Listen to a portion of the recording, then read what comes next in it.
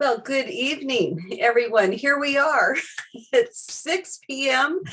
Time for an exciting 680 transportation PAC meeting. And so I'm excited to welcome you all to our meeting of Wednesday, October 11th, 2023. And we're going to start out this evening with Terry Ann, who's going to play a recording for us. And this, by the way, just so you know, is our 15th meeting of the PAC. So if you feel like you've been coming to these for a while, you have. So Terry Ann, please go ahead. Due to COVID-19, this meeting will be conducted as a Zoom meeting pursuant to the provisions of Assembly Bill 361, which suspends certain requirements of the Brown Act. This meeting is being live streamed on the CCTA website. The chair will call upon members, staff, and other speakers by name. Please speak clearly and state your name before giving comments or remarks. Persons participating via Zoom with their cameras enabled are reminded that their activities are visible to viewers. Members participating by Zoom wishing to speak should physically raise their hand and unmute their mic when called upon. Members should mute their mics when done speaking. Citizens participating by Zoom wishing to speak should use the Raise Hand feature or dial *9 if participating via phone, and the chair or staff will call upon them at the appropriate time. Citizens will have 3 minutes to speak. After 3 minutes, staff will lower their hand and mute their mic. Participants via phone will be called upon by the last 4 digits of their phone number. It is requested that public speakers state their names and organization, but providing such information is voluntary. Written public comments received in accordance with the teleconferencing special notice for public comment guidelines are printed on the meeting agenda. If authors of the written correspondence would like to speak, they should raise their hand and the chair will call upon them at the appropriate time. All written correspondence received after that and during the meeting will be entered into the record. A roll call vote will be taken for all action items. Thank you for participating in a meeting of the Contra Costa Transportation Authority. Okay, thank you so much. Terry Ann, would you please go ahead and do our roll call at this time? Okay. Member Carlson. Here. Member Haskew. Here. Member Foley. Present. Member Testa for Hernandez. Here. Member Obringer. Yes, there you are. I saw you come in. I see you. Let me make you a co-host. Member Obringer. Thank you. It wouldn't let me unmute. I am here. Thank you. Member Perkins. Here. Member Ross. Did not see come in. Member Stepper. And I see her there. Here. Oh, there you are. Didn't say it loudly. Member Storer. I did not see come in. Vice Chair Nowak. Here. Chair Anderson. Here. Okay, we do have a quorum with members Ross and Storer absent. Okay, thank you so much. And we're going to start out with an opportunity for public comment. This is a chance for anyone who wishes to talk about anything that is not on this evening's agenda, but under the purview of this committee. And do we have any written public comment ahead of time? We do not have any written public comment. Okay, and if anyone wishes to speak, if you could please raise your virtual hand or wave wildly, we'd be happy to call upon you. And I am not seeing any hands up as well. So we are now going to move on to our consent calendar. We have one item, and that is the approval of our minutes from our July 12th, 2023 meeting. Any changes or comments from the committee members with regard to this item? Okay. Seeing none, I'd move approval of the minutes for July 12th. Second. Okay, we have a motion and a second. Any written public comments on the minutes? No written public comment. And if anyone wishes to comment on them, this is your opportunity. Okay, if we could please do a roll call vote because we do have a motion and a second. Member Carlson. Aye. Member Foley. Aye. Member Haskew. Aye. Member Obringer. Yes. Member Perkins, Yes. Member Stepper, Yes. Member Testa, Yes. Vice Chair Nowak, Yes. Chair Anderson. Hi, okay, so that also passes unanimously. And so we're going to move right into our first discussion item this evening, and it is informational. And Stephanie, who is going to be providing us an update on just program and project of Innovate 680. Was there a interest to move item 4F, which is the approval of the calendar for next year? Because understanding there's a commissioner, I'm sorry, a member that needs to leave early, and that's Oh, an I'd be action very item. happy to, and that's not a problem at all. We never want to lose a quorum. So I think we're okay with a quorum, but certainly let's go ahead, and if everyone's okay with it, we've got a calendar in front of us. Does anyone have any questions, comments about the calendar as proposed? And so we are looking at item 4F. And Chair Anderson, this is Danielle Stanislaus. We have a slide that can put that forth. Okay. So Carlos, if you want to go ahead and share screen just so everybody can see the dates in front of them. So this is Danielle Stanislaus. I'm your stakeholder engagement manager for the program. And so what we're proposing for calendar year 2024 is the same quarterly cadence that you guys have been following for the last couple years. So what that would look like would be a meeting in February, a meeting in April, July, and then October, keeping the same time frame in the evenings. And so the recommendation is that staff is recommending the approval of the 2024 PAC meeting schedule. And I'm going to raise that you have Wednesday, February 14th. That's Valentine's Day. And as much as I love all of you, I'd rather spend it with my husband. So I'm just wondering if we could look at a different date for other than February 14th for that item, for that meeting date. It's my anniversary as well. Okay, so Sue and I would rather be with her husband that evening. So I'm looking at the authorities calendar. Should we move it up to the first Wednesday at 6? Although I know that conflicts with the county's mental health commission, or move back to the 4th, because I believe the authority, you're usually at the 3rd Wednesday, if I'm not mistaken. Is that correct? The 4th Wednesday, we do have the Citizens Advisory Committee, and we're anticipating them to be back in person. Okay. The 7th, I think the only conflict may be Commissioner Member Haskew with the CalCog Regional Conference.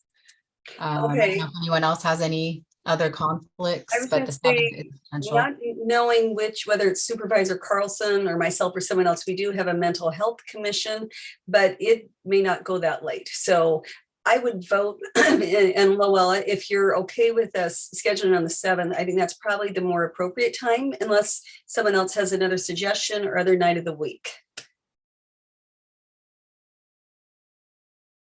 Okay, I'm not seeing any contradiction. Let's go with them changing that to the 7th. The other dates look okay to me.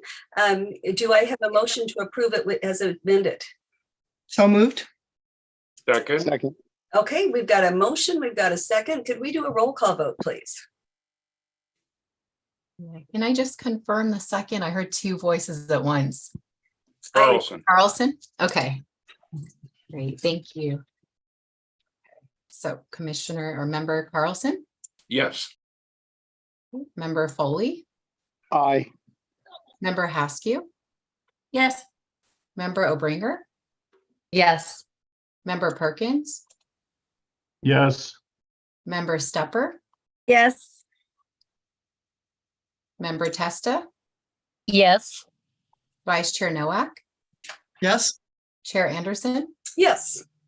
Okay, so that does pass unanimously with that revised calendar. Yeah. And I'm sure you can send out calendar invites for that so that we can all get those on our calendars, or go ahead and manually put those in. So now let's go back then to item 4A, which was going to be the update on 680. And Stephanie, I believe you're going to be bringing that forward.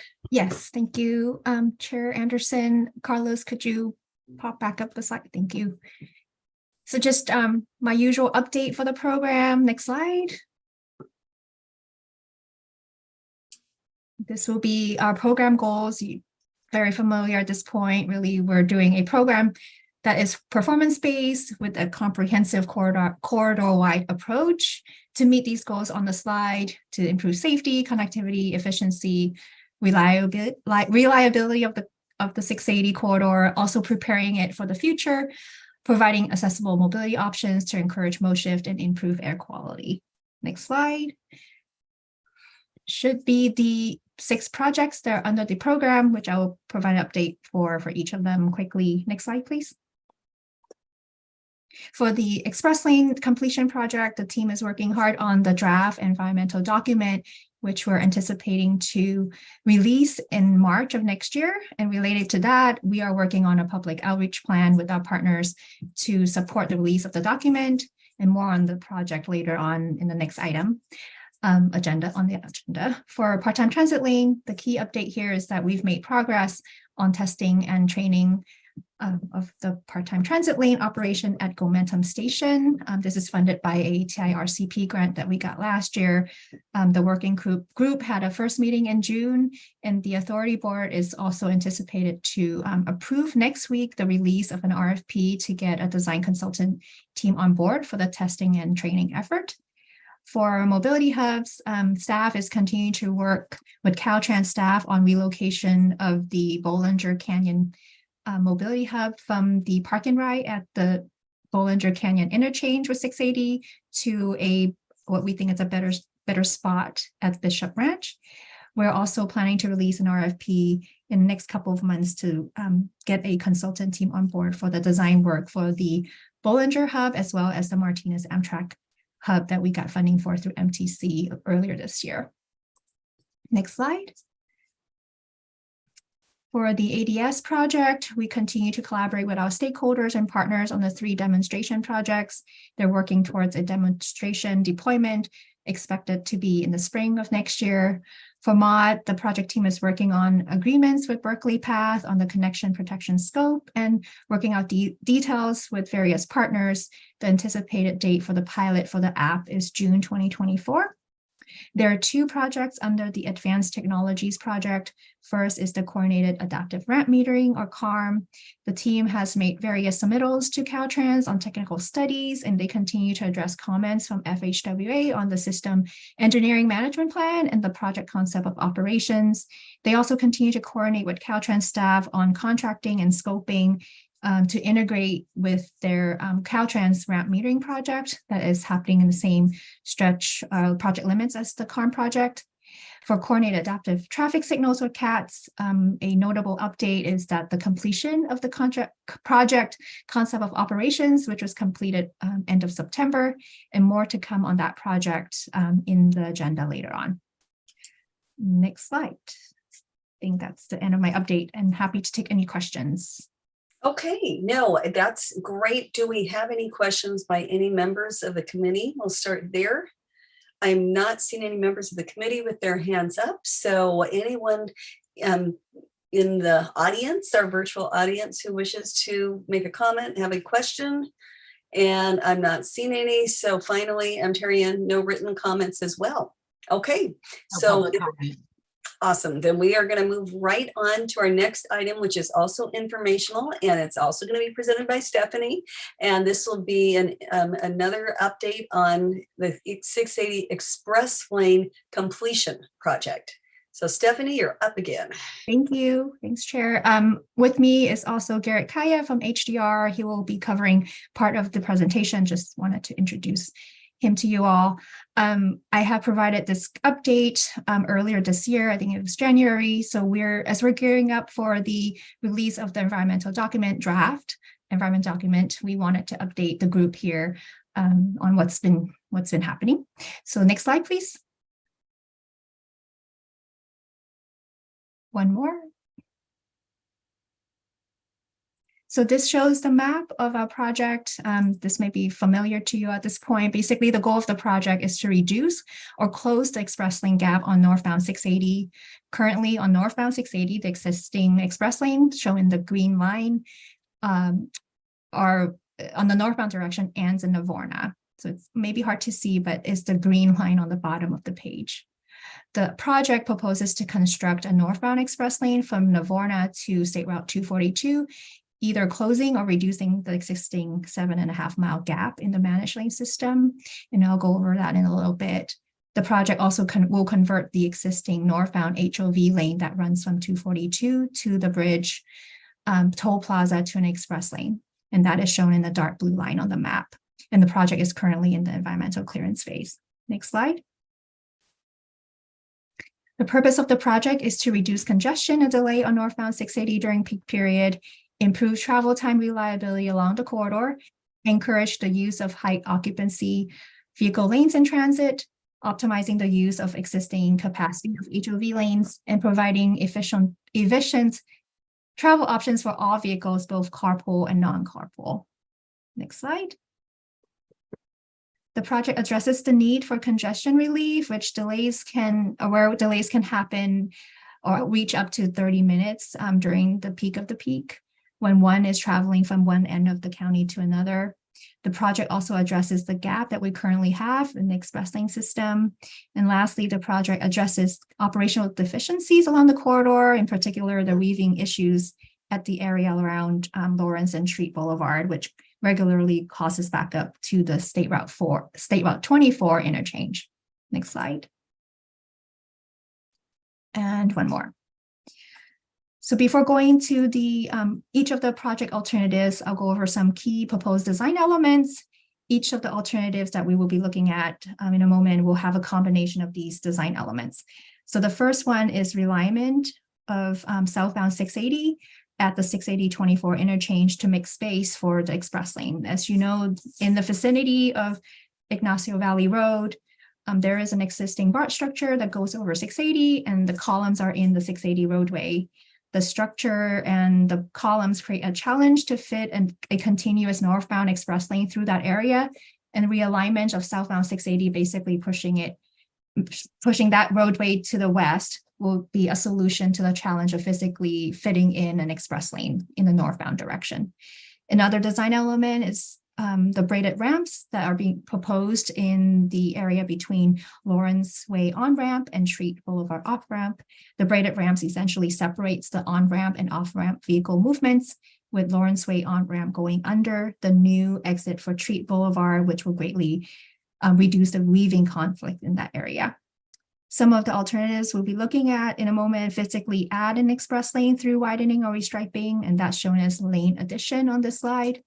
Another way to add an express lane is through general purpose lane conversion, which means converting an existing general purpose lane to an express lane. And then lastly, there's the HOV conversion to an express lane. And this is specifically for the northern part of the project, where there's this existing HOV lane from State Route 242 to the bridge will be converted to an express lane. And that's common for all the alternatives. Next slide. We're currently studying 4 build alternatives. Each of them have a combination of the key elements that I just went over. Alt 1C is the closed express lane alternative. This includes realignment of the southbound 680 roadway that we talked about to fit in the express lane through the 680-24 interchange. This alternative and all the build alternative includes that conversion of existing HOV to from 242 to the toll plaza to an express lane, and that's dark blue again on the map. Alt 2 is the reduce the gap alternative with braided ramps. This alternative doesn't completely close the express lane gap, but rather it leaves a gap in the interchange of 680 and 24. The alternative also includes operational improvements of the braided ramps at Lawrence and Treat. Alt 3 is basically Alt 1C plus Alt 2. This alternative closes the gap with the braided ramps as well at Treat and Lawrence. Alt 5 proposes to reduce the express lane gap by converting general purpose lane or GP lane, and this alternative also includes braided ramps. And then lastly, no build is an alternative that we must study to compare the benefits of the other build alternatives. Next slide. So the next 4 slides just basically go over the alternatives in more detail. This strip map on this slide will appear on the next 3 slides. Basically, the limits are the same, all of them showing the northbound direction. On your left is Navorna, where the existing express lane ends. And on the right is where 242 splits off. And north of that is pretty much consistent across all the alternatives. The plain light blue line on the far left is the existing express lane, which ends in Navorna. The light blue line with the darker blue border is the proposed northbound express lane. The yellow area denotes widening, and the red line denotes area where there's no access in or out of the express lane. So that those colors are consistent throughout the next few slides. So for 1C, the extension of the express lanes from Navorna to about Olympic is through widening. Realignment of 680 to create that space for the separated northbound express lane is from Olympic to Treat, and that's the area where you see that line kind of jut out onto the top. That's basically saying it's going onto the existing southbound 680 roadway, and that is to accommodate space for the continuous northbound express lane. The express lane is added from Treat to 242 with restriping of the existing pavement. And then the last feature is conversion of the HOV lane to express north of 242. Next slide. Alt 2 is the reduce the gap alternative, and the existing northbound express lane is extended from Navorna to South Main through widening. Instead of realigning the southbound 680, we will be leaving a gap for this alternative. The gap will be between South Main and North Main, and that just be the gap is reduced basically from today, from what's going on out there as existing condition. The braided ramps at Lawrence and Treat is shown here as a key feature. And this is again, the operational improvements to address the weaving issues at Lawrence and Treat. Then from Treat to 242, the express lane is added through restriping. Next slide. Alt 3 is basically Alt 1C plus 2 together. It closes the express lane gap, and it includes the braided ramps at Treat and Lawrence. And next slide. Alt 5 is the reduces the express lane gap through conversion of existing general purpose lane in 2 segments. The first segment is between Navorna to South Main, where a GP lane is converted into an express lane. Alternative 5 leaves a gap in the northbound express lane between South Main and North Main. And then the second segment where there will be conversion from GP lane is from Treat to 242. And then this alternative also includes the operational improvements at Treat and Lawrence with the braided ramps. Next slide, and maybe one more. This is just another view stacked with all the alternatives that we're studying, just an overview of how they differ, for another way of looking at it. Next slide. So I'll hand it off to Garrett from HDR. He is our design consultant on the project, and he will go into a little bit more details related to traffic analysis and the results. Garrett? Yeah, thank you, Stephanie. I'm going to be going through the traffic analysis, and we're really going to be looking at three metrics. One is going to be delay, another metric is going to be travel time, and then another metric is going to be travel time savings. When we go through this, we're going to be looking at two different types of periods. We're going to be looking at the opening year, which is going to be 2027, and that's when we're planning to open the project. So the construction of the project would be completed, and all the improvements would be in place. The other time period that we'll be looking at is the horizon year. So that's 20 years beyond the opening year. And that's just a metric that we typically look at when we're looking at traffic analysis. As we go through these charts as well, what you'll notice is that we try to maintain the coloring so that as we go through, the coloring will be consistent all the way through. The no build will be either a white solid area, or it'll be a dash black line. Alternative 1C will be a light blue. Alternative 2 will be a greenish color. Alternative 3 will be a pinkish color, and alternative 5 will be a yellow color. Okay, so when we start looking at this too, we're actually going to be looking at 2 different metrics as well. We're going to be looking at how it impacts the I-680 and also how it impacts the State Route 24. So the very first thing that we're going to be looking at is delay, and we're going to be looking at delay both for the total delay and we're going to be looking at the average delay. And when we look at the opening year, so this is when we're opening construction in 2027, what we can see is that for the most part, all the alternatives have improvement in terms of the no build. The delay is reduced in terms of the no build, with alternatives 2 and 3 having the most reduced delay in comparison to all the other alternatives. And we see that that's for both the I-680 and the State Route 24. However, next slide, when we move into the horizon year for 2047, what we'll notice is that for the I-680, the delays, again, are all showing better than the no build, where, and all the alternatives are around the same amount of delay reduction or total delay or average delay, with alternative 3 just being slightly higher than the other alternatives.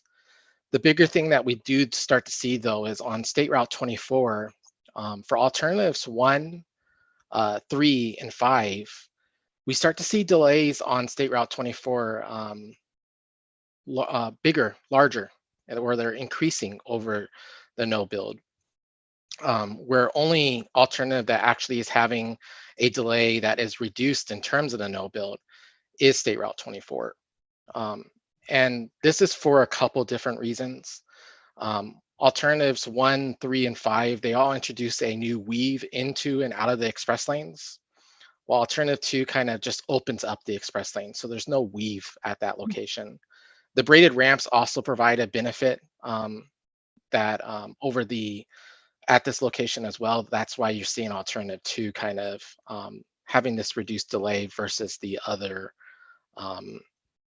alternatives. And we'll see this trend as we move through the other metrics. So the next metric on the next slide that we'll be looking at is the travel time. And then what we're looking at, again, this is the opening year. So in 2027, when the project's fully constructed and open in place, what again we start to notice is that for the I-680 and even State Route 24, the travel time is better than the no build, with alternative 5 being closer to the no build and alternatives 1, 2, and 3 having slightly better improvements overall in terms of travel time savings. However, all the alternatives are an improvement over the no build condition. And then as we move to the next slide, which is going to show us our horizon year for 2047, we see the similar trend that we saw in the delay. For the I-680, again, all the alternatives that we show, they're all have a travel time savings. The travel time is reduced versus the no build. However, when we look at that State Route 24 again, what we start to see is that State Route 24 is actually having travel times that are increased, and only alternative 2 has a reduction overall in terms of travel time savings. The very next metric that we're going to be looking at is the travel time savings. And what this is doing, and first slide that we're going to be looking at is the opening year. What this is doing is it's doing a comparison of how long it would take the managed lane. So if you're taking the new express lane versus if you're taking the GP lanes. So what we notice is that if you're in the no build condition, both the managed lanes and the GP users don't really have a travel time savings. It takes about the same amount of time. And it shows about a 19-minute travel time through the corridor from Livorno Road to Waterfront. What we notice is that for alternatives 1, 2, and 3, the managed lanes all have about the same amount of travel time through it. They're all about 12.7. Where we see the difference is in the travel time for the GP users. So alternative 2 has the least travel time in terms of the GP users. In terms of travel time savings, yes, alternatives 1C and 3 do have an increase in the travel time savings. However, if you're looking at why, it's because the GP lanes are actually taking slightly longer to get through those systems than you see in alternative 2. And then what we also notice is that alternative 5 is still better than a no build, but it's just not it's not providing the same benefits that you're seeing with the first 3 original alternatives. When we move into the horizon year on the next slide of 2047, what we'll notice is that the no build has a slight increase, but it's performing the same. The GP users and the managed lane users, there's no travel time savings. It's essentially the same there. And then there's a approximate jump up in the travel time of about approximately 3 minutes.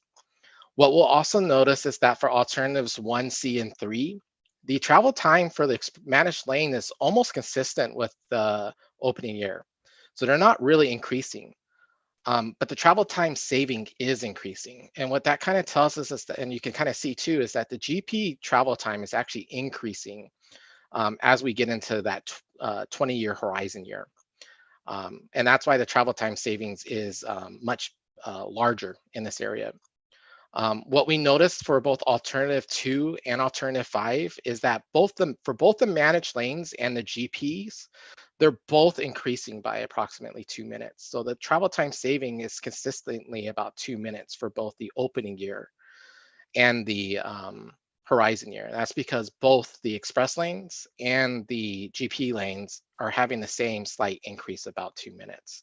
And that's kind of expected to as you get to the 20-year. And that's because you have more traffic in the corridor. You have a lot more things that are going to cause additional demand that's needed for these facilities. On the next slide, what we did is we showed kind of just a summary. The top chart that you first see is the 2027, and the bottom chart is the 2047. So the top chart is the opening year. And what we see here is that in the opening year, in terms of the no build, all the alternatives are providing a benefit. They're all reducing the delay. They're all reducing the travel time. They're all helping the travel time savings overall. With alternatives 2 and 3 providing a little bit better than alternatives 1 and 5. However, when we get into the traffic, the 2047, which is the 20-year horizon year, what we notice is that for State Route 24, first and foremost, there's increase for alternatives 1C, 3, and 5.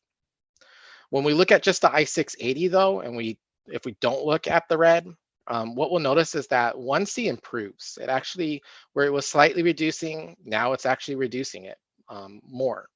What we see for 3 is where it used to be reducing more in the opening year, it's actually not reducing it as much in the horizon year. There's a little bit less of a benefit. And then what we also notice that alternative 5, it has a slightly better benefit from the opening year to the horizon year in terms of the no build.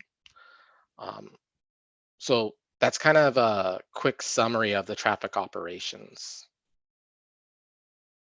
And then Great. I don't. Okay. Yep. Thanks, Garrett. So let's take it over the next few slides to wrap us up. So this is a summary table of the capital cost for all the alternatives shown. It ranges from 90 million to 290 million. The least expensive is all 5 with the general purpose lane conversion, and the most expensive being the alt 3, which has the express lane gap closure and the braided ramps feature. Next slide. This shows the cost of the project, including VMT mitigation, which we had talked about in the past. 1C, 2, and 3, because we are increasing capacity, basically adding a lane to create or construct the express lanes. It does have VMT induced VMT implications, and we do need to mitigate for them per Senate Bill 743. And this table shows 20 years of mitigation. And you can see it's very costly when you compare it with the capital cost. Alt 5 is screened out because it is exempt, and because we're not increasing capacity or building a new lane, basically creating the express lane through GP conversion. Next slide. So the environmental clearance or consideration that we're working on currently is going through identifying the benefits and impacts of these alternatives. In addition to VMT, there are things like cost, biological impact, cultural, air quality. Those are all being studied. Caltrans, being the owner and operator of 680, is the CEQA NEPA lead. However, the decision of a preferred alternative will be done through the project development team, which consists of CCTA, Caltrans, and MTC. And then the preferred alternative, as it's being chosen, has to consider all these things, project impacts, and also the public comments that we will receive when we release the draft document. Next slide. This should be my last one, and this is just a timeline snapshot of where we're at in terms of project schedule. We're planning to release the draft environmental document for public review in the spring of 2024, and then hoping to complete the environmental clearance in May 2025. Next slide. I think that concludes our presentation, and happy to take any questions. Okay, and it looks like Committee Member Stepper has a question to start us out. Thank you. The thing that I don't see on here is I understood the braided lanes are where they're crisscrossing each other. Is that correct, Stephanie? Mm-hmm. And so I don't see any data about what the accident rate and safety rating is when we do these crisscrosses that everyone considers so extremely dangerous. So to clarify, Member Stepper, the crisscrossing, are you saying what it is currently or the proposed? Just whether it's currently or whether it's in these actions where you say we're still going to have these braided ramps. Oh, I thought that those would have a great decrease in the safety for the drivers.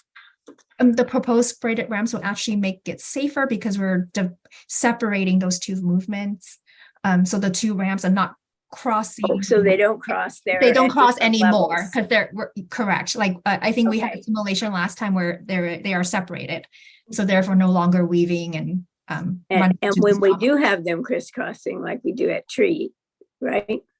Is there we're trying to digging? mitigate? Yeah, we're trying to improve that situation so that they don't cross each So other. is there a lot more, are there a lot more accidents in that situation at Tree? Comparing to the proposed and existing.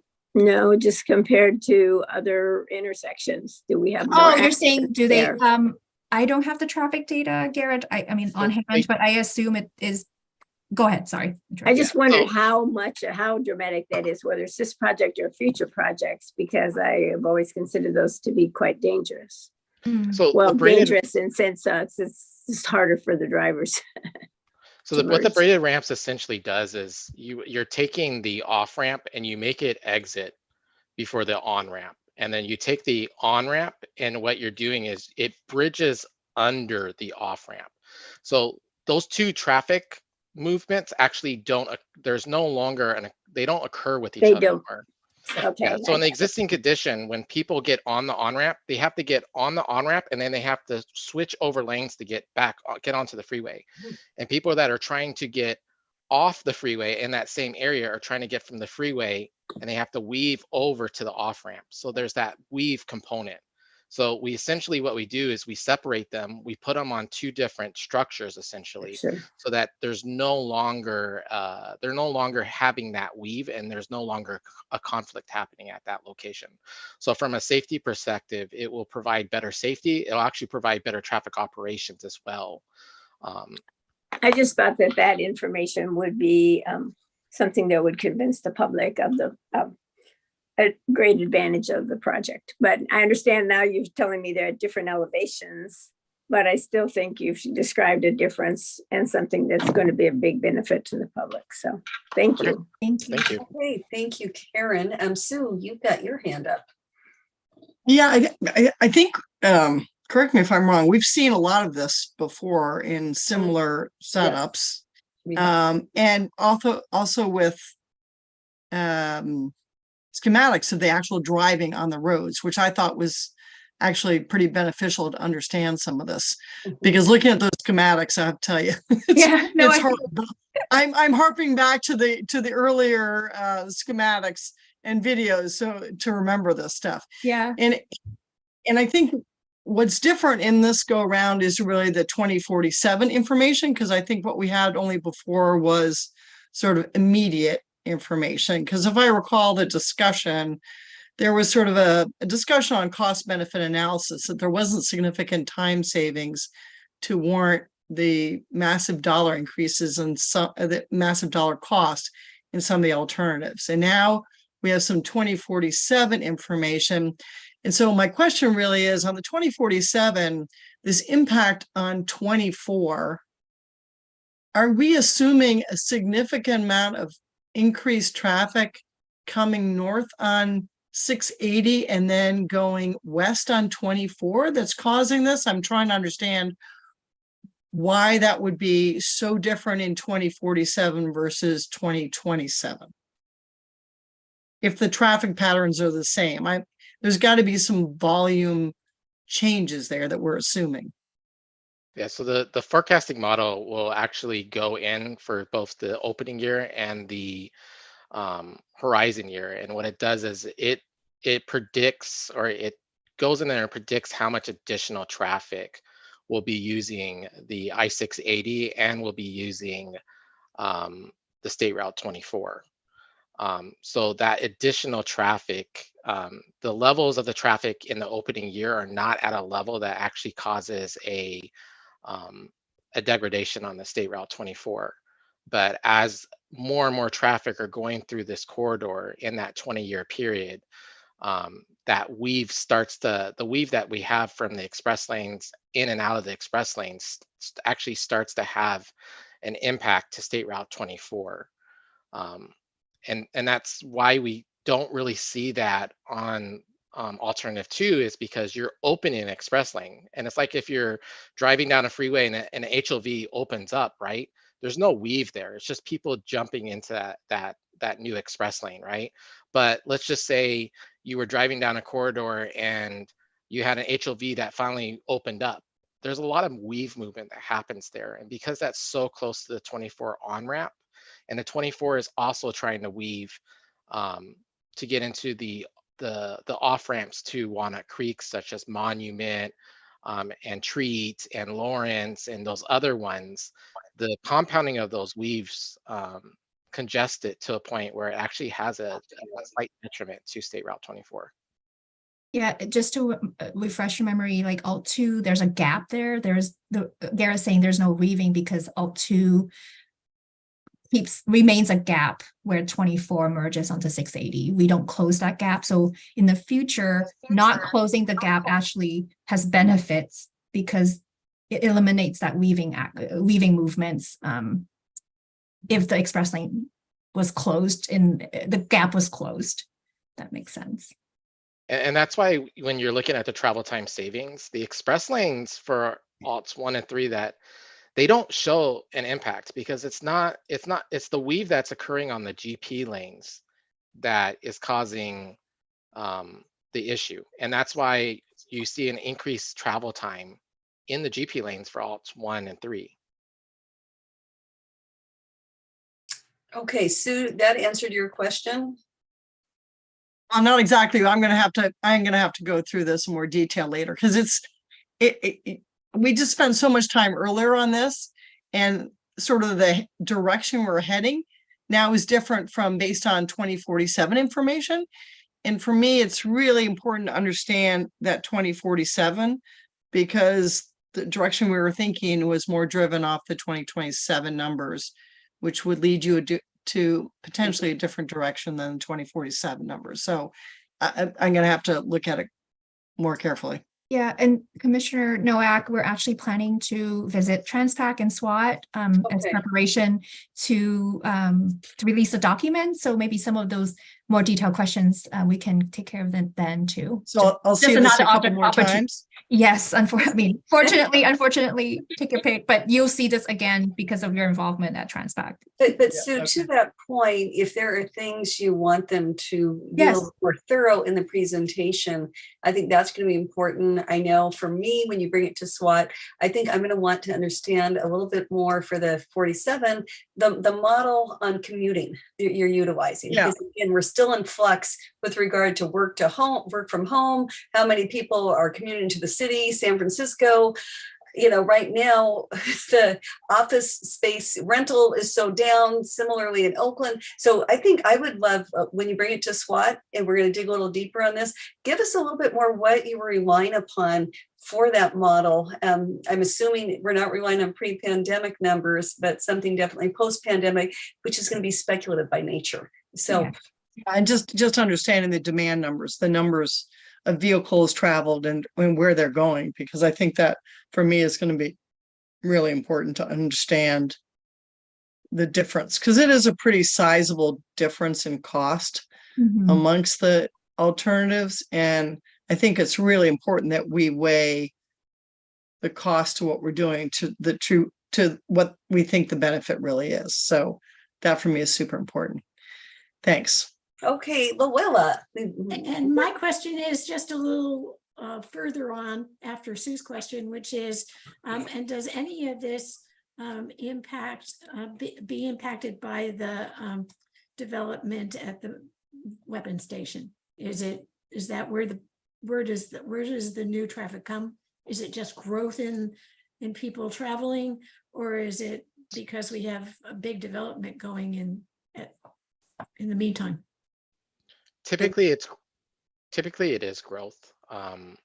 It's the projected growth of the community in the area, or the projected growth in one area to another area. I know that they do the traffic forecasting does take into account when they know of large developments that are coming in place. However, I can't fully answer the question on if the model took that into consideration in But particular. maybe Matt can. Yeah, Matt, we used a countywide model that CCTA manages, but yeah, Matt, if you could. Matt, please go ahead. We want to hear from you. Can you hear me? We Yes. can hear you. Yes. Please Great. go ahead.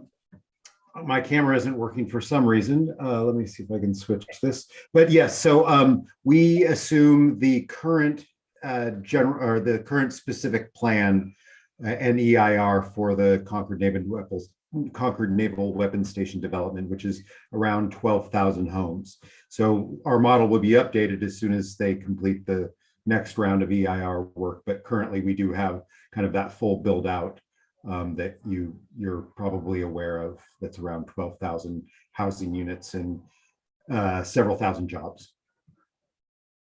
Okay, great. Thank you very much for that additional information. Other questions, comments by committee members? As you've noted, this is not the last you're going to be hearing of this. It's not the first, it's not the last.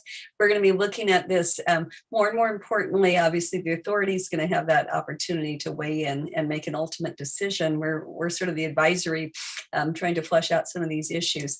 So not seeing any other committee members, is there anyone from the public who has questions or wishes to comment on this? Please raise your hand. I'm not seeing any community members, and I am just guessing, Terry, in that we did not have anyone from the public send us a written comment on this. No public comment. I assumed is not. Okay, then we're going to move right on. And the next item is also informational. And this is going to be presented by Danielle Stanislaus and Ben McKeever. And they're going to provide to us an update on Innovate 680 Advanced Technologies Project and an overview of the Coordinated Adaptive Traffic Signals concept of operations. So go ahead, Danielle, if you want to kick it off, or Ben, either one.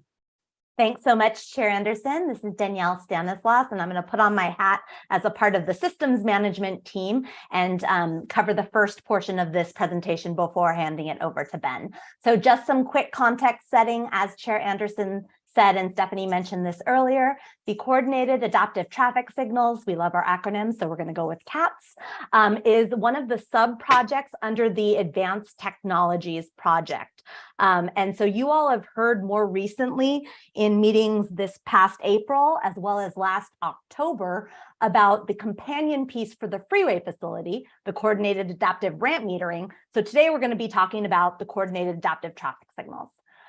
If we want to go to the next slide, because what I'm going to do is I'm also just going to do some bigger picture concept and context setting, because it'll help provide additional clarity on some of what we're doing for CATS and why it matters and how it relates back to the Advanced Technologies Project, which is really the key centerpiece of the Innovate 680 program. So my apologies to those of you that have seen this before, but I do know we have some newer PAC members and some alternates that are stepping in this evening. So hopefully this is helpful.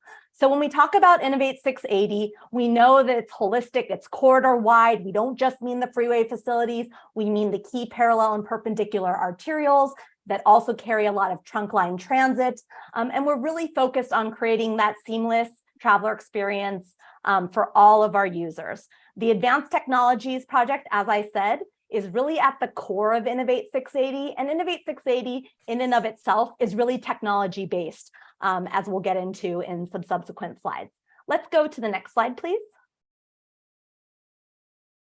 So I know some of you love our systems architecture diagram, and you're going to see it several times today. And in fact, we're going to build on it more deeply when we talk about the Coordinated Adaptive Traffic Signals project. But just to give some context, as you can see by this high-level graphic, really, when we talk about Innovate 680, we're talking about technology and that backbone systems architecture. So we like to refer to it as a system of systems that has a whole bunch of connectivity between existing regional and local systems with new Innovate 680 central system elements that need to be in place to have centralized management and to really serve the end users with that comprehensive integrated vision from an operational standpoint. Let's go to the next slide, please.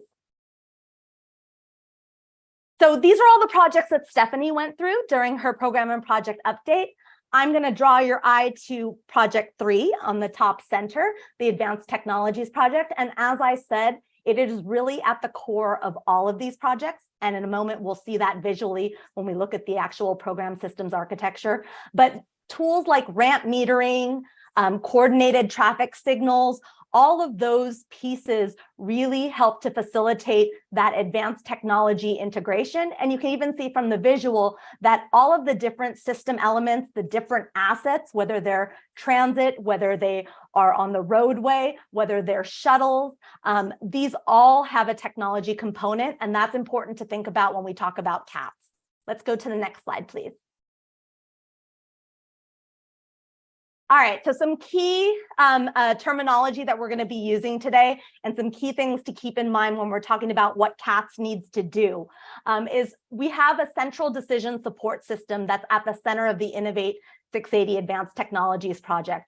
And that decision support system is really like the brains of the whole operation.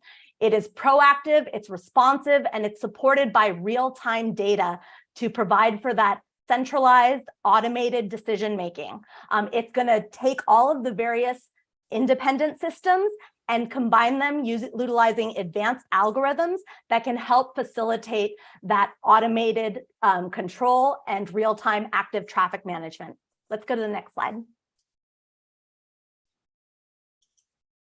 The decision support system is connected to and fed by the countywide connected data center.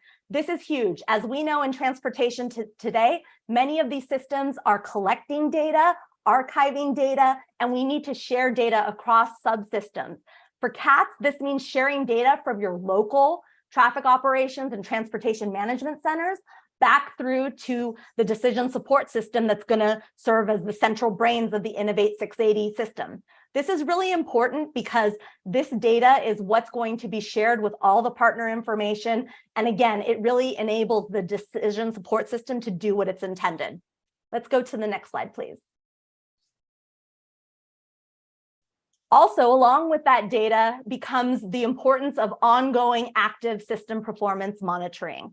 As Stephanie mentioned, Innovate 680 at its core is performance-based, and the countywide connected data center will support that real-time and ongoing system monitoring and evaluation. And it really will allow us to pull the various data elements from the system components to be reviewed by existing system operators, but also to be shared with you all as decision makers so we can assess the benefits of what we're doing here. Next slide, please. So this concept of delegated and automated management or control is something that's really important when we think about the advanced technologies projects. In order for the decision support system to function properly, the existing owners and independent operators will need to allow delegated control of their independent system components to a central system. And they're going to need to agree to that system automation to support that real-time operational decision-making that will occur through the advanced algorithms that support the decision support system. So this is a big policy issue. As you know, we've talked about this with you all in the past. So the specifics of how that delegated control or shared management, how that's going to work, especially as it relates to incident management, are being evaluated. And of course, when we get through working those out, they will all have to be documented in standard operating procedures and to be formalized in operating and maintenance agreements. Next slide, please. Also important is the notion of shared networks communications. So all of these data transfers require a consistent and complete backbone communications network. And so this might mean that we're looking at new corridor-wide technology standards. We're looking at how to utilize the existing fiber network and what other tools we have with the advancement of many technologies in this space. Next slide, please. And you guys have had some discussion at recent PAC meetings about the operations center. So the notion of having some sort of physical space where all of these system components could be hosted is of great importance. It doesn't necessarily need to be a huge facility to start. As we've talked about, it could even be a laptop in a cube in somebody's office. But the important thing is that there needs to be some place where these operations components can be hosted. This includes looking at cloud-based services and thinking about those things, but there still needs to be a central location where these can be hosted and accounted for. Let's go to the next slide. Along with that is the notion of a system operator, and ideally the system operator would be located at that operations center. When we say system operator, we mean that it could be any agency or organization that essentially is going to oversee the automated system to ensure that it's performing properly, to make sure it's performing the intended decision-making, operational control, data sharing, and performance monitoring functions. And if by chance something goes awry, that there is human intervention to step in for that oversight. Next slide, please. And finally, this whole conversation about operations and maintenance, O&M, is really important.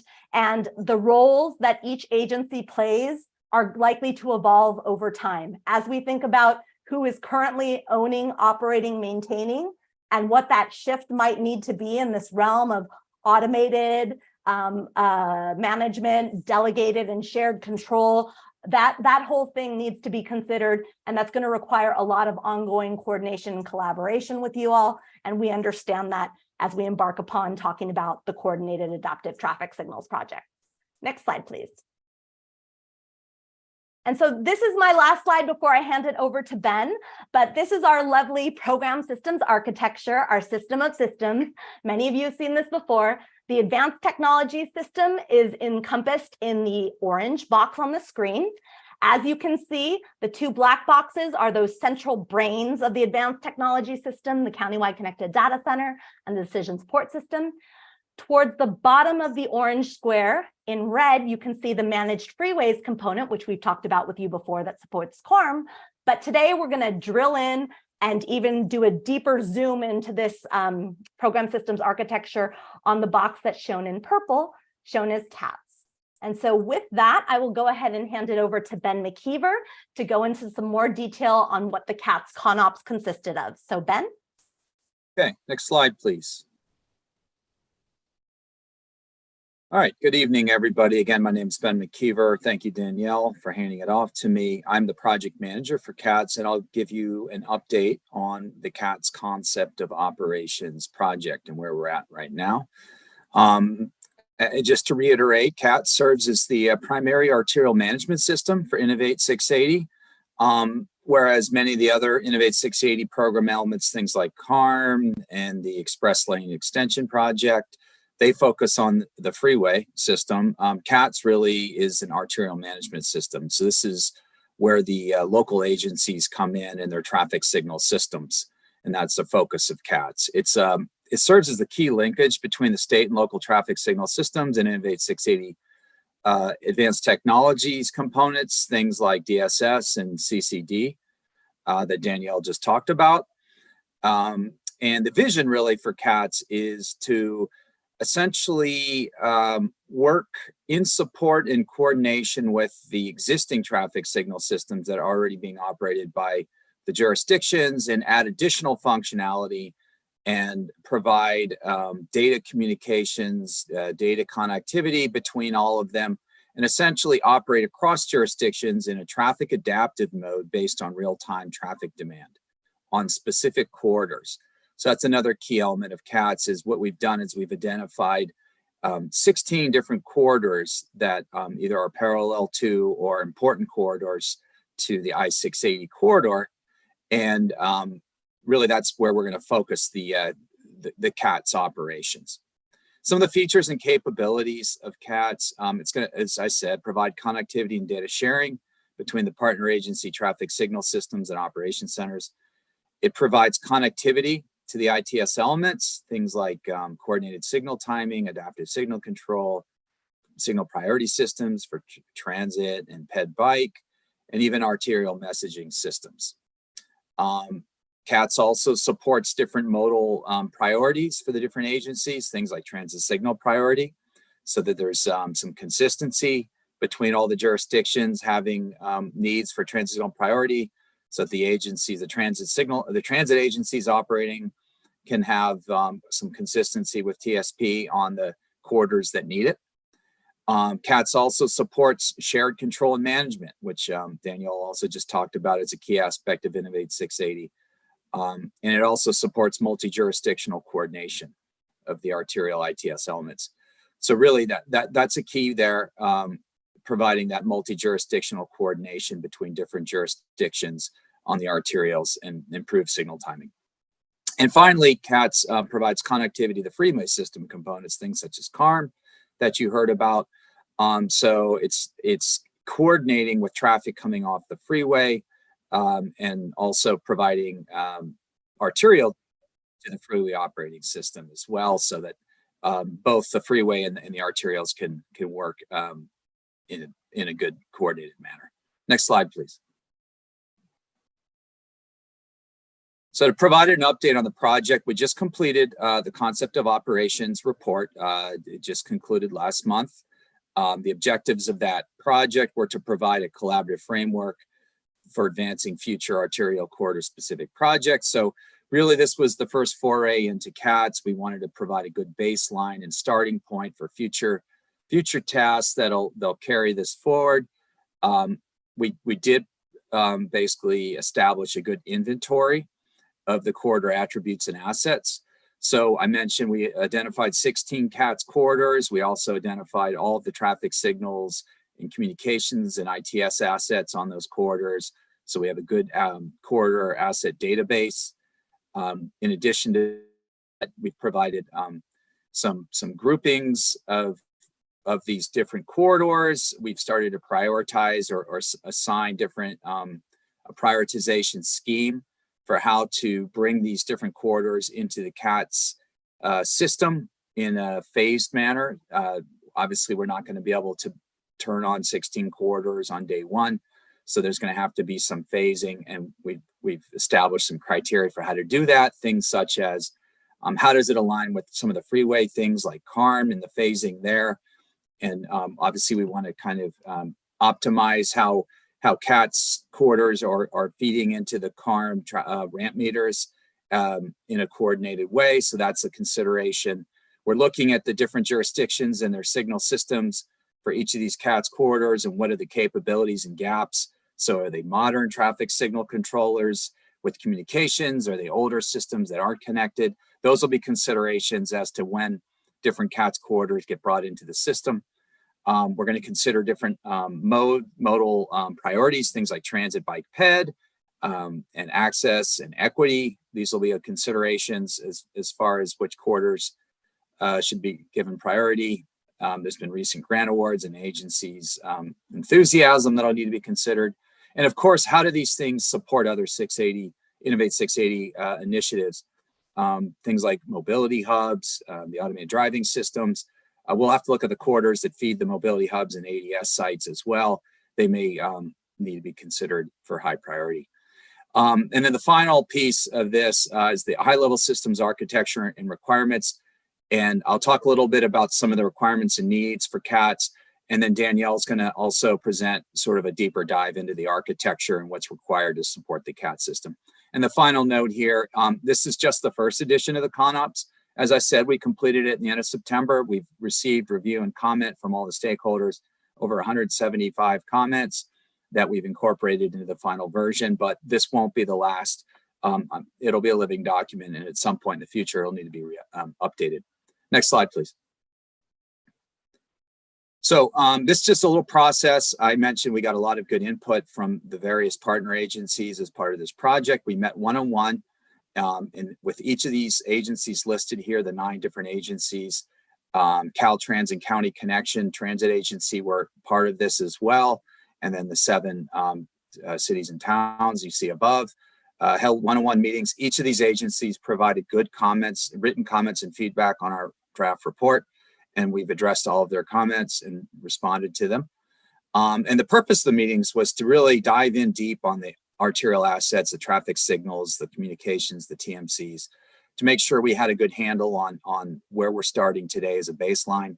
We also wanted to make sure we identified the right corridors and arterial corridors for CATS, being CATS corridors, what those modal priorities were, whether it's transit or bike ped or traffic, just automobile traffic primarily. We also discussed the vision for CATS and future O&M needs. Next slide, please. So key takeaways from the meetings. Some of this is inventory stuff. I'll try to go through it pretty quick because there's a lot of numbers and things. But just to give you a general idea of where we are today, this baseline, we validated all of the corridors that we came into the project with from the previous program concept operations and added new ones, and landed on 16 corridors. I have some slides that'll show you, list those out for you in a couple slides here. Most of these corridors are heavily traveled arterials. There's lots of auto traffic, as you would imagine, on these. Many are cut-through routes or parallel routes for I-680. Over half, about 70%, are coordinated, which is good. So they have some coordination. About half are key transit routes. So of the 16, we identified 8 of those as potential transit signal priority routes. And then bike peds and bike lanes and pedestrians were pretty important for quite a few of these corridors as well, roughly about half as well. And we noted that where it was important. And there's a lot of ongoing improvements and projects that we've taken into consideration. In total, we have 274 signals on these corridors. The majority of the signal controllers, over half or 77% or so, are the advanced type controllers, 2070 controllers. The remainder are 170s or kind of the older type controllers that'll need to be upgraded to be part of CATS. So there's still some work to do as far as improving the infrastructure. There is video detection in some locations, slowly being added. Most of the signals have emergency vehicle preemption, which is good. There's actually no TSP operating currently, but many of these 2070 controllers could handle that, and that's logic that can be brought into it, just an add-on. And there are some projects right now. We have some grant projects going on in the county that'll be adding cloud-based transit signal priority in a couple of the jurisdictions. So that'll be something that the CATS system can leverage in the future. And then also the majority, 70 or so, are connected to a traffic signals, a central system, which is good. As far as TMCs and central systems, most of the larger agencies have local transit TMCs of their own. Most of the smaller agencies do not, as you would expect. And most of the agencies have some central system. Even if they don't have a TMC, they have some central, like a room or something like that, where they have some remote ability to control traffic signals. Next slide, please. So moving on to some of the other takeaways. As far as current O&M procedures, most of the agencies kind of have their own signal system. They operate and maintain it themselves, especially the larger agencies. A few of the smaller ones actually delegate and share some O&M responsibilities. So in some cases, the county actually maybe maintains or operates and maintains some of the signals for some of the jurisdictions. We did hear, as far as communications and coordination with Caltrans, there are some issues there. Some of the Caltrans signals near the ramps aren't necessarily coordinated with the local traffic signal systems, and there's some room for improvement there. And that's a key focus and priority for the CAT system, is to have this interjurisdictional coordination. So that would be something that CATS could improve.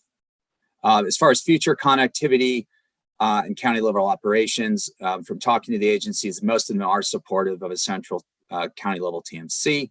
They actually prefer CCTA lead that effort. There were some agencies who expressed desire to maintain control of their local assets, being traffic signal systems or ITS systems. But they did say that might be willing to delegate control during certain circumstances on specific corridors. So we may want to start quarter by quarter, a couple like test corridors, try out CATS there until some of these agencies get comfortable with having some central automated control of their traffic signal systems. So there's a little bit more work to do on that front. Many of the agencies expressed the need for improvements. I mentioned some of the controllers need to be upgraded, that some of them don't have good communication systems out to the controllers, or they don't have TMCs. So there is a smart signals project that's separate from CATS that has a lot of funding that is going to be improving a lot of this infrastructure. So that will help a lot, and again, lay good groundwork for future CATS deployments. And finally, some of the agencies had some concern over future O&M requirements if advanced equipment's added. So obviously, the more you put in the field, the more work there is to operate and maintain it. And some of the agencies felt like that could, be an extra burden on them. So there may be funding needs for that. Future CATS needs, we did ask what they wanted from the system, and most of them were open to having this adaptive signal control done if it's on a regional level and it's done like in a coordinated and smart way.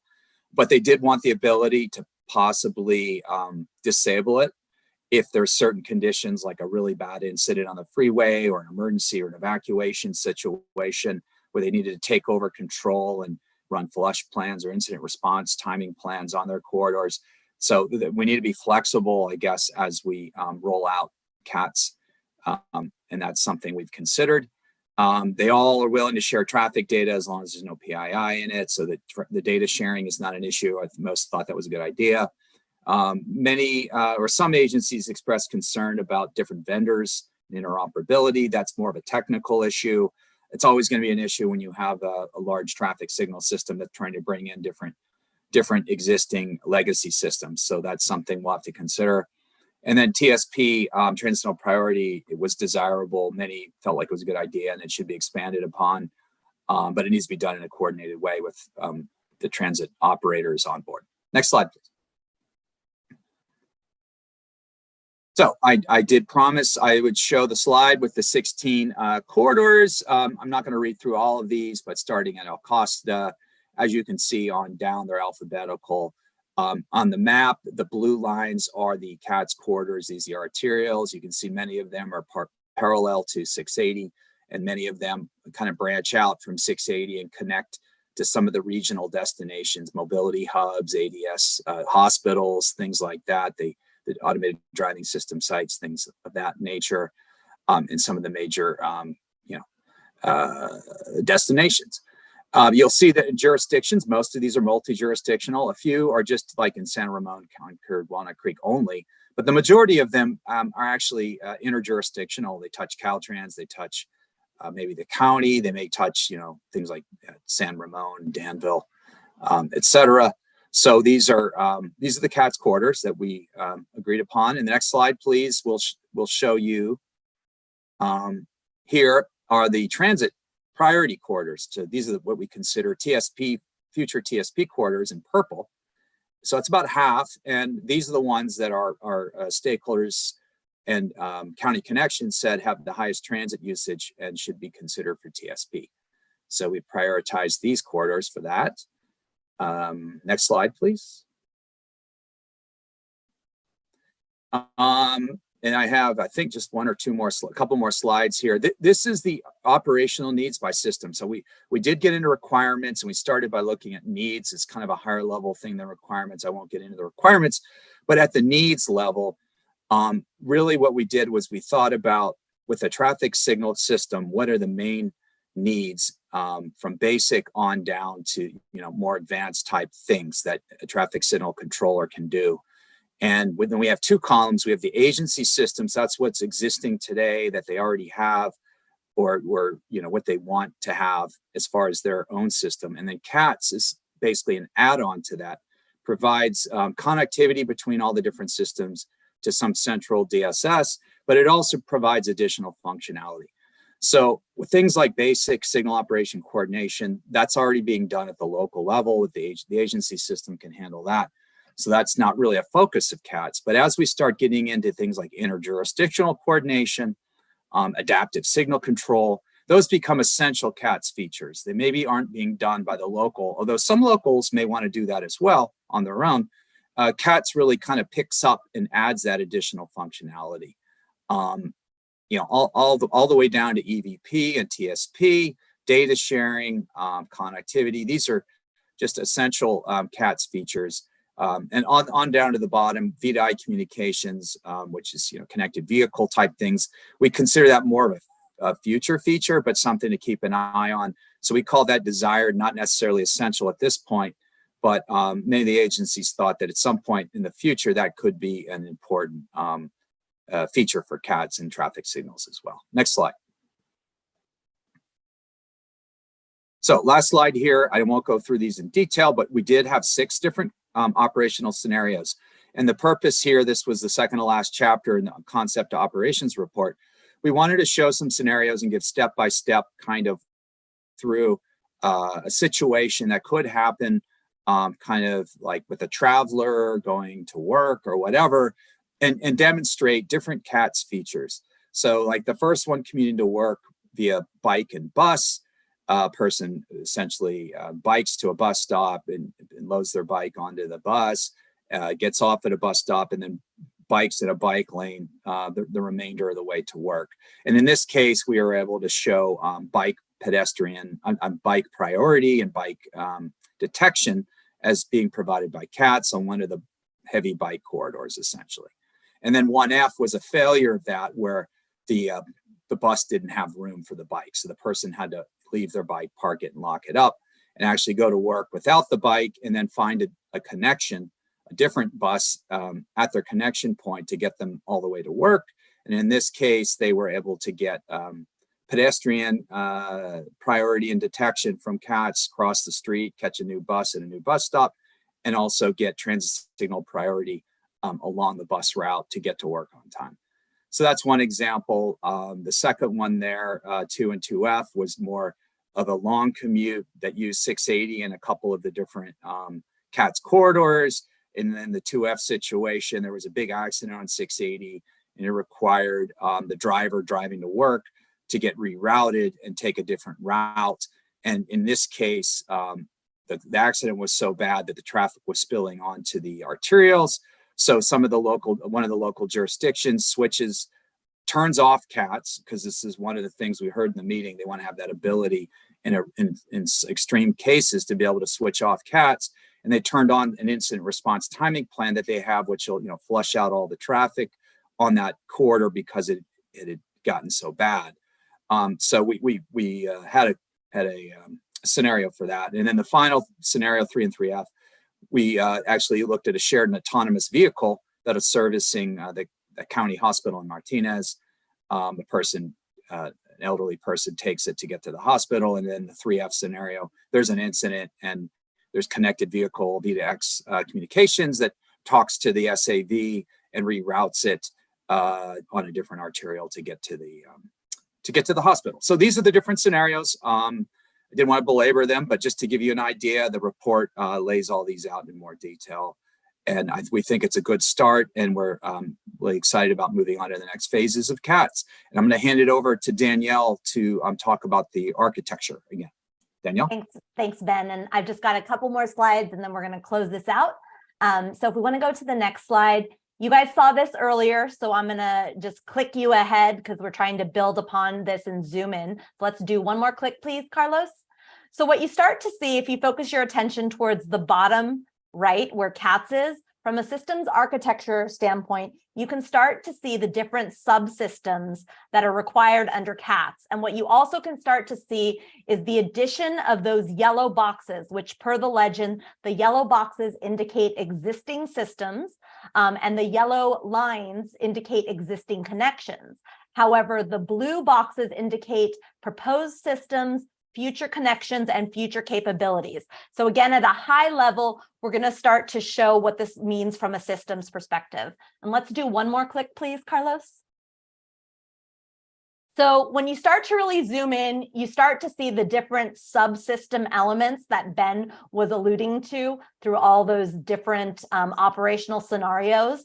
And then importantly, in the yellow boxes, you start to see our overall, and this is very simplified. I mean, it stands to reason that there's going to need to be a systems architecture for every single agency, because as Ben said, each agency has a different existing system. They have a different existing setup. And so what that means from a systems perspective is going to have to be handled case by case. But for our purposes here and for the entire CATS ConOps, we wanted to simplify. And the way that we did that was to kind of group the agencies into two main categories. One is agencies with basic operations, and one is agencies with advanced operations. And what we mean by advanced operations is that these are the folks that have their own local TMC, and traffic operations center. They already have a more central system. And so again, from a systems component, that means it's going to be a little bit more complex from the CAT standpoint in terms of system integration. We also want to make sure that we identify that Caltrans has their own discrete system, and that is going to require some additional systems integration to take their advanced transportation management system, their ATMS, and integrate that for CATS. And then finally, we also wanted to start to recognize that each of the transit providers, they all have discrete systems. And so when we start talking about the transit signal priority or TSP functionality, each of those system connections are going to look different. And so again, this is greatly oversimplified, but where we have to go next for delivery on specific CATS corridors is to go corridor by corridor, system by system, and to flesh out that integration. Next slide, please. So putting a final bow on this update, we're going to continue to coordinate with CCTA's smart signals efforts so we can leverage those arterial ITS asset upgrades that are really required as a base to provide then the CATS additional functionality that Ben talked about. We're going to start to step through a phased implementation plan, which we're expecting to complete by the end of next calendar year. Again, just like we're doing for the coordinated adaptive ramp metering project, we want to show proof of concept for a corridor for CATS first. We want to walk before we run, show our wins from a performance standpoint, demonstrate the operational benefits to the public, and then move forward with deployment. And of course, we want to continue to work with you all, with your staff, on addressing those O&M challenges, issues, and concerns. And of course, continue to also work on the other system components that are a part of the larger advanced technologies project, such as the decision support system and the countywide connected data center. And if we want to go to the next slide, that concludes Ben's and my update, and we'd be happy to take any questions from the PAC members. Sue, you're up first. A couple things. I was glad to see the coordination with a SMART program, and I know CCTA got quite a bit of funding there. Is that going to be a priority in the signals that are changed on the SMART program to benefit this, or how is that being considered? And so for that question, I'll refer that over to CCTA staff, and then we can support as needed. So Tim, I don't know if you want to speak to that, or Stephanie. Yeah, I think there is coordination. I mean, there is coordination between the smart signals and the CATS project. You know, they're reviewing each other's concept of operations. So in Danielle's slides where she showed the corridors, there should be some key overlaps with the smart signals project so that we can utilize the OBAG funding that is being used to implement the smart signals could be leveraged and prepare them to implement CATs in the future. I mean, I'm not sure you're looking for specific corridors, Commissioner. No, I'm just, yeah. I'm just thinking there's three things that dovetail. Well, there's a lot of things that dovetail, but CARM and CATS and then the Smart Signal program all need to sort of work together. Mhm. And to the extent that we can use the funding that we've received on the Smart to enhance that, I want to make sure that's being considered rather than, I don't know how it's being thought through the prioritization on what signals go into the SMART program versus being connected to the CATS program. I guess I see. Tim's unmuted. Yeah, I think he wants to. Maybe I can chime in here. So what we've done is we meet on a regular basis between all the projects, the CARM, the CATS, and the Smart Signal project, and we talk about, the overlap between the three projects. And so we have a map that actually outlines exactly what project is where and how they're overlapping. And so generally, the way we plan to roll this out is the Smart Signal project is really focused on upgrading of infrastructure, so like Ben was mentioning that there's been, there's a lot of different networks, a lot of different traffic controllers. And so the first step is to use the OBAG money to really get all the infrastructure, similar, so we can actually coordinate the software elements of it. So there's a hardware element that has to go first. And then the second piece is the software element. And that, I would say, is the primary role of the CATS project, is to really look at the software elements of how to operate and coordinate these traffic signals together above and beyond what the Smart Signals project is doing. Because the Smart Signal projects, it's not taking in consideration the other aspects of Innovate 680, right? So like if you look at the Smart Signal project, in West County, we don't have an Innovate 680 in West County. So it's just, all it's doing is basically upgrading the traffic controllers and then doing some basic signal coordination, with the program, with the Smart Signal program, and really kind of preparing for the next step, which would be to bring in a future, call it Innovate 80 or Smart 80, right? To kind of prepare for that future. And I would say at the CATS project, with the CATS project and the CARM project, both of those now overlay on top of Smart Signals to really bring in what we've been talking about here on Innovate 680, which is a fully coordinated system, right? So that's how I would say the layers of integration will occur over time as you're implementing each of the projects. So hopefully that answers your question. Yeah, when you're talking about using the Smart Signal in West County, which obviously doesn't have 680, but in preparation for maybe an Innovate 80 at some point, do you put money in there for the Smart Signals now, or do you do those with the 680 corridor that is closer to a CATS and an Innovate 680? I'm trying to understand how you prioritize where that money goes for the hardware. That's what I was really trying to understand better.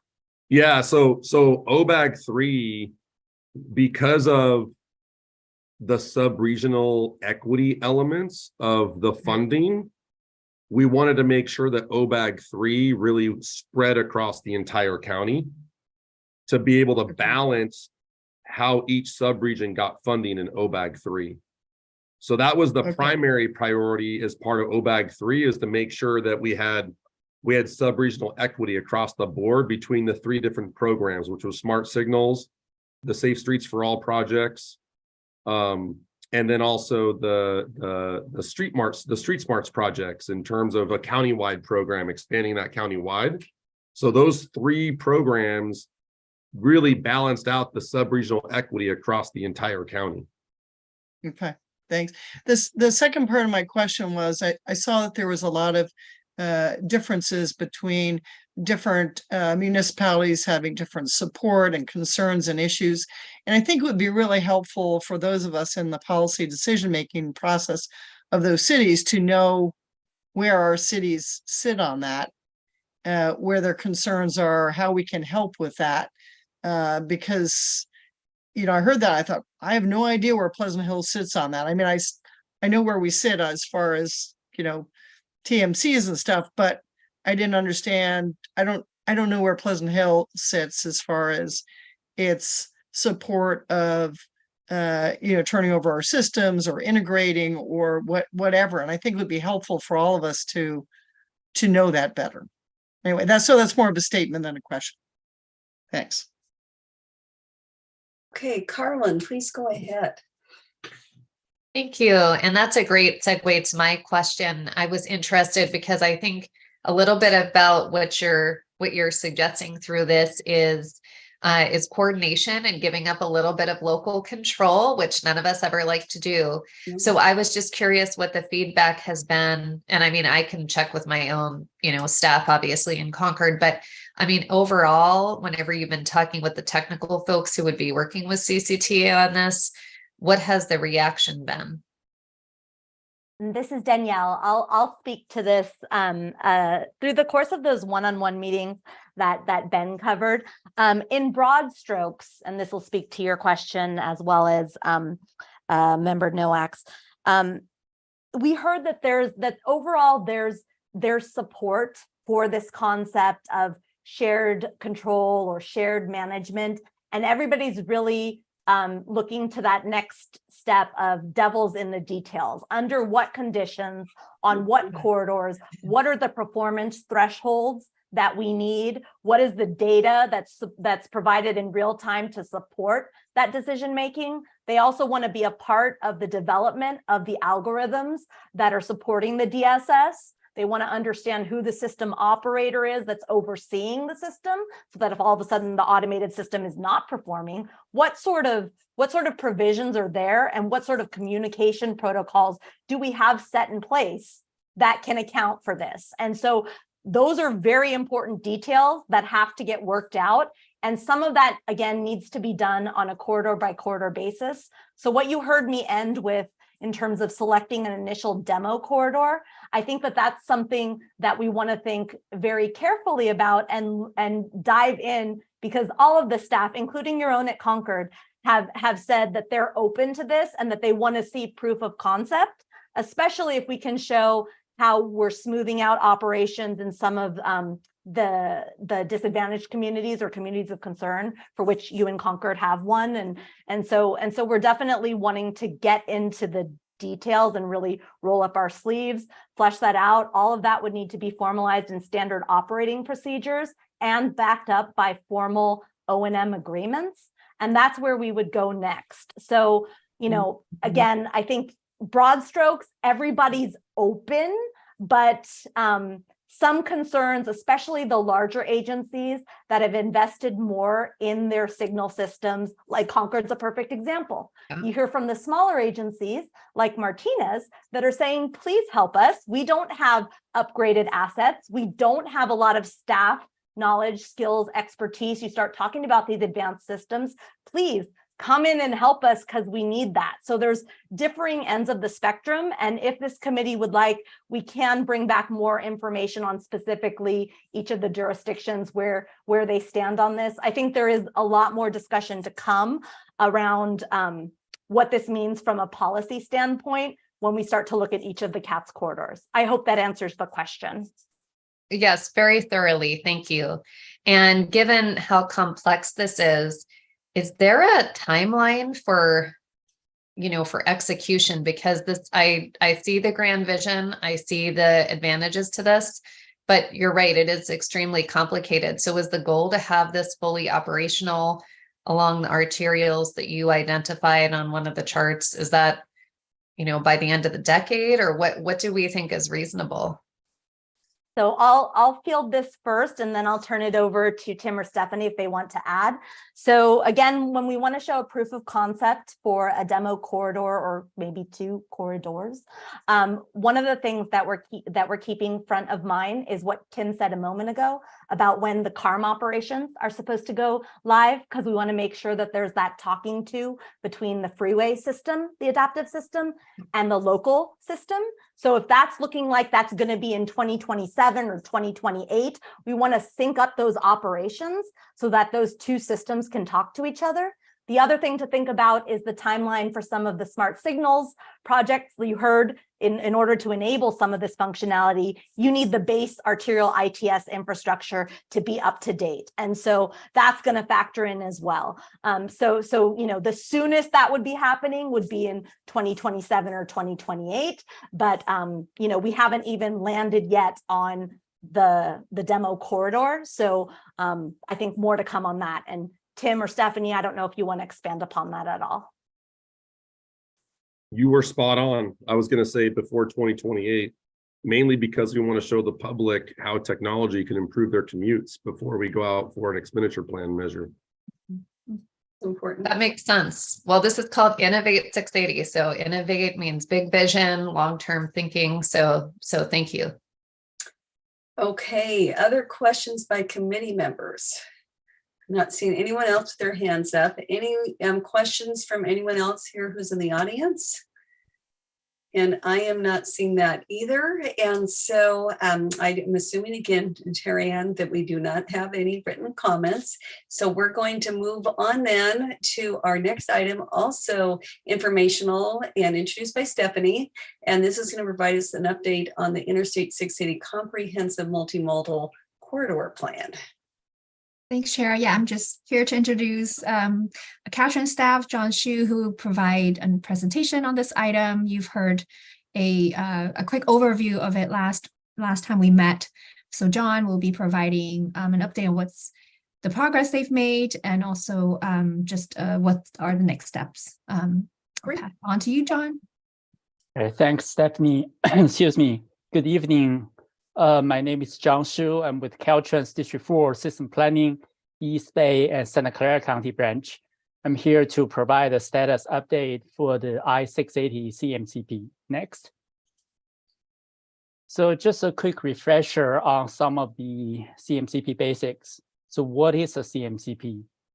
The CMCP is really trying to do two things. First, to comprehensively identify multimodal corridor needs, and two, recommend projects through a collaborative process to address those needs. I should emphasize that the CMCP is a corridor plan, not a project.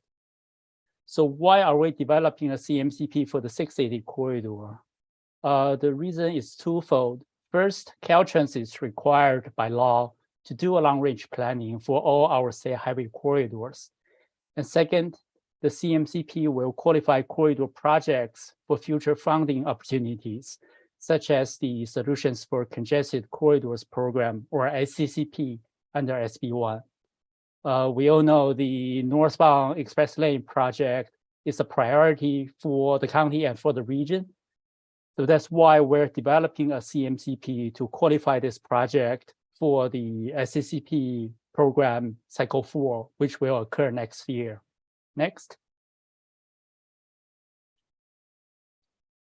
So in terms of the study limits of the CMCP covers the entire I-680 freeway in Contra Costa County. It also includes local arterials, rail and transit services in the corridor, like impaired facilities such as freeway crossings and parallel facilities, and park and ride lots / shared mobility hubs. Next. So in terms of the development schedule for the CMCP, we are finalizing the project list and the performance assessment section of the CMCP. Next, we will start project evaluation and develop recommended project list. We're looking to have the draft CMCP completed by mid to late fall, and then the final CMCP approved in early 2024. Next. So the CMCP development is guided by 7 goals, and these goals should look pretty familiar to you all because they're the same goals for Innovate 680 program. So I won't read through them, but I will just note that we will use these goals to evaluate projects. Next. I mentioned we're working on the performance assessment section of the CMCP. At a very high level, the performance section is organized into 4 profiles, which cover different aspects of the corridor. So the 4 profiles are mobility profiles, reliability profile, safety profile, and sustainability profile, which includes both environmental scan and climate change. I should note that we are not doing new modeling for the CMCP. Instead, we are relying on existing studies, such as the traffic operations analysis report for the northbound express lane completion project. Next. So now I want to spend a little bit of time talking about our project list, which is probably the most important element of the CMCP. So the projects come from a variety of sources. For example, we have included the RTP projects that CCTA submitted to MTC for inclusion in Plan Bay Area 2050. We have also compiled bike and ped projects from both the CCTA countywide bike and ped plan, as well as Caltrans District 4 bike and ped plans. We collected transit projects from the transit agencies, such as BART and County Connection. Shop projects are also included. These are the maintenance projects and operational improvements from our shop program. We also went beyond the traditional sources for projects. For example, we learned that the county flood control district recently completed the Lower Warner Creek restoration project. So this project includes the extension of the Iron Horse Trail north of State Route 4, which has not been completed. So we added the trail extension to our project list. We also learned from local jurisdictions along the corridor that they have charging stations planned or proposed. Last but not least, from our own landscape architecture unit, we learned that they have a corridor-wide vision for aesthetics and landscape. This vision aligns very well with many corridor goals. So we're including the vision because we believe we can help implement the vision through implementing the corridor projects. Next.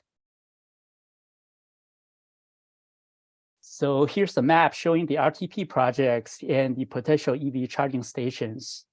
Not sure if you can read the labels because they're fairly small, but the RTP projects include all Innovate 680 projects, such as the northbound express lane, the innovative technologies, and multimodal improvements, such as the shared mobility hubs and the bus on shoulder project.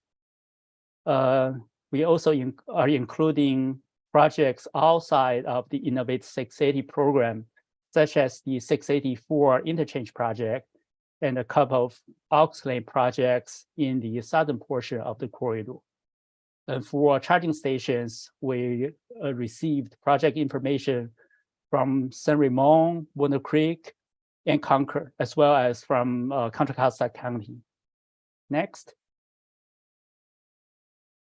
So this map shows the planned bike and ped projects. I know it's a busy map, you probably can't read it. It's just to show the number of projects and the general location of the projects. So we understand this is not the best way to convey the information. So we're actually putting together a web-based map to show the projects as well as existing facilities.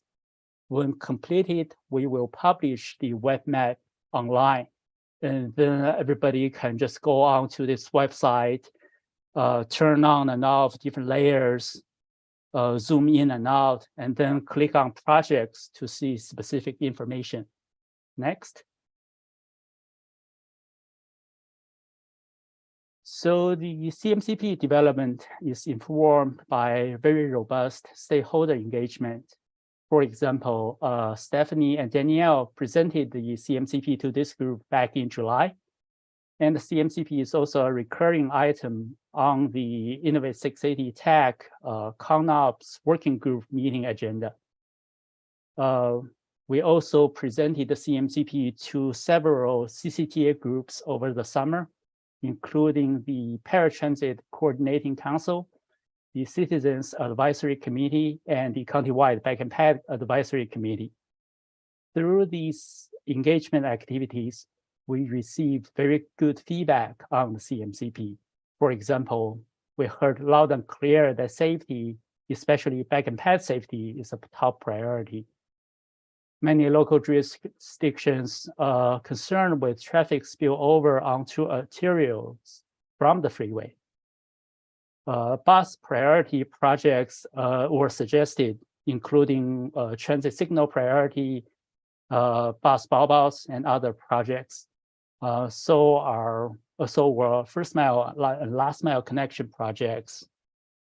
There was a mention of the need to develop low stress bike facilities on arterials in addition to the bike path we have. And last but not least, there was mention of charging infrastructure for EVs and e-bikes. Next. I'm going to turn it over to Rebecca to talk about CCTA's public engagement activities over the summer. Thanks, John. Can everyone hear me? Am I coming in? Okay, great. Right, so as some of you might know, this summer CCTA has been hosting booths, and the total will be at 19 community events. And so we're doing at least one event in every city in Contra Costa. And 5 of the events were held within the 680 corridor, specifically at locations in San Ramon, Concord, El Cerrito, Martinez, Danville, and Pleasant Hill, which are highlighted in red on the slide.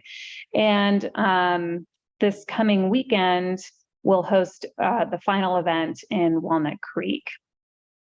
And each of these appearances took place at some high traffic community events, like local farmers markets and national nights out. And CCTA's booth was always stocked with like an array of educational materials, including brochures, some pop-up banners specific to the corridor, fact sheets, branded giveaways, coloring sheets, and just other things that were very public friendly. Next slide. So across the 5 events that were highlighted on the other slide, we counted a total of 1,170 visitors to the booth and the Presto shuttle. So the Presto shuttle also accompanied many of the booth events, which was really fun for the public to see, and they could go inside of it, et cetera. And most events also featured some VIP guests, including Commissioners Kelly and Fideli and various local elected officials. Staff at these events took detailed notes on interactions with attendees and collected comment cards at each event. The majority of the feedback we received was really positive, especially surrounding the Presto shuttle. Next slide. So my next few slides are just going to go city by city, and I won't read the slides, but I'll just give you a couple of highlights. So at the end of July, we had a booth in San Ramon at the farmers market. And at this event, we visited with about 208 residents. And those residents, a lot of the concerns were around speed of bus service in Pittsburgh and Antioch, adding designated bike lanes, and increasing public transit in San Ramon. So John, I was happy to see your bike and ped slide, because I think you're going to see a reoccurring theme about bike infrastructure on these slides. Next one, please. Before you leave that, just a second, this is Scott Perkins from San Ramon. Yeah. While the bike and ped things, we're moving out on quite a few things, including pedestrian bridges over Bollinger and then Crook Canyon. I'm always amused by the people who want light rail, because I have no idea where it would go and where the stations would be. But I find that most amusing, that people would want a light rail in that area, because I have no idea where we would put it and where the stations go, where would the maintenance yard be, and things like that. Yeah, I think visitors to these booths are, they're encouraged to think big. So I think I understand there might be a lot of surprising comments that come through in the summer. And certainly what you're seeing today is just a snippet. There's a very robust database that's tracking all the comments received. So I'm sure there will be more to come. But thank you for that. And I invite questions throughout these slides if that's okay, Danielle. I don't mind people jumping in. So Absolutely. yeah, great. And so if we could go to the next slide. I believe it's, Concord. Okay, great. So this happened on August 10th. It was a booth at the Concord Music and Market. And we visited with about 180 residents here. And the concerns really surrounded speeding and lack of enforcement on highways, safety and cleanliness of BART stops and stations, and also needs for better transit. Next slide. In Martinez, we were at the farmers market at the end of August, and we visited with about 133 residents at this event. And again, bike infrastructure came up, access to the waterfront, and more BART and ferry connections to the bay, as well as some excitement around shared autonomous vehicles, especially between Concord BART and the Todos Santos Plaza. Next slide. In Danville, we had a booth at the Hot Summer Sundays car show, and we interacted with about 292 residents at this event. And top of mind for them were the weekend closures of 680, safety of shared autonomous shuttles, and future locations of those shuttles.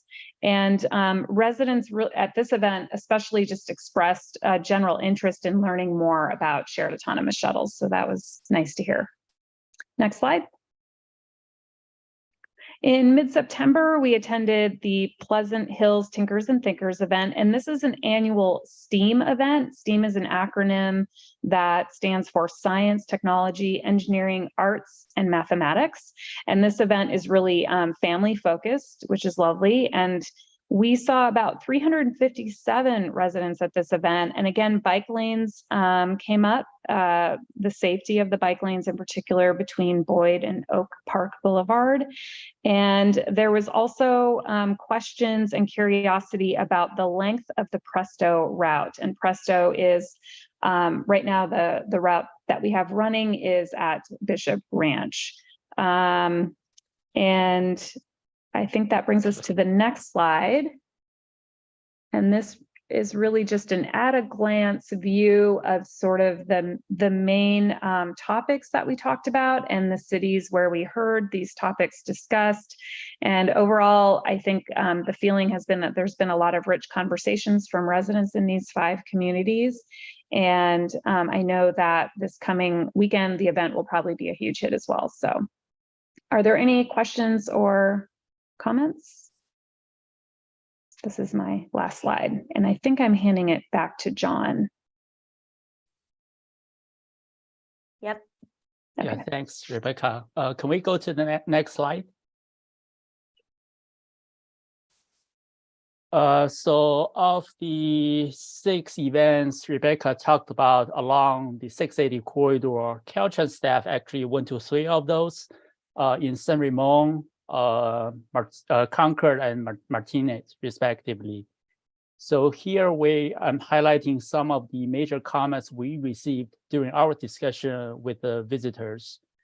So for example, we heard loud and clear that folks want more frequent and reliable transit services, as well as improvements along the Iron Horse Trail, especially at crossings. Bike parking at transit stations was brought up as well. And then at the Martinez or at the Concord event, and especially the Martinez event, several people commented on the need for improvement at the 684 interchange area. And then at the San Ramon event, several folks commented on the pavement conditions between San Ramon and 580. Next.